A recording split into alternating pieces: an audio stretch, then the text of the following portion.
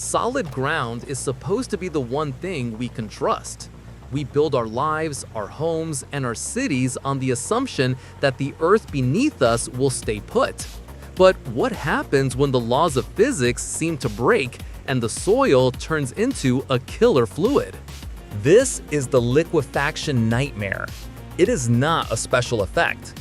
It is a terrifying geological reality where intense pressure transforms solid earth into quicksand. To understand why your house might sink, we have to look at the microscopic war happening beneath your feet. Imagine the soil is made of millions of tiny Lego bricks. Normally, they interlock. Friction holds them together, creating a stable skeleton that supports weight. But in sandy soil, there is water trapped between the grains. When an earthquake strikes, it is like shaking a bucket of wet sand. The shaking increases the pressure of that water. It pushes the sand grains apart. Suddenly, they aren't touching anymore. The friction vanishes. In a split second, the solid ground stops behaving like a solid and starts flowing like a heavy liquid. Anything built on top simply loses its support. We saw this in Niigata, Japan in 1964. Entire apartment blocks, perfectly intact Lego structures, just tipped over. They didn't crumble, they sank. The buildings were strong, but the foundation they stood on had turned into soup. It is a slow, silent, and unstoppable failure. Then there are sand boils. The pressure underground gets so high that it shoots fountains of water and sand up through cracks in the surface.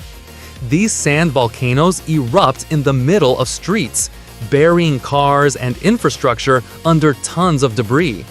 Even worse is lateral spreading. On even a tiny slope, the liquefied ground slides sideways. It tears apart roads, rips pipelines in half, and pulls buildings apart at the seams. In Palu, Indonesia, this phenomenon swallowed entire neighborhoods, moving the earth itself like a conveyor belt of destruction. There is a cruel irony here. Once the soil turns to liquid, it actually dampens the shaking. The liquid doesn't transfer the shockwaves well. But this small mercy comes at the cost of total structural failure. The earthquake might feel softer, but your house is already sinking. So, are we helpless? No. Engineers have weapons against this. We can identify risky soil maps. We can drive concrete piles deep down past the loose sand to the bedrock below. We can even vibrate the ground before we build, densifying the sand so it's pre-packed and can't liquefy. Liquefaction is a reminder that the Earth is not a static stage, but a dynamic player in our lives.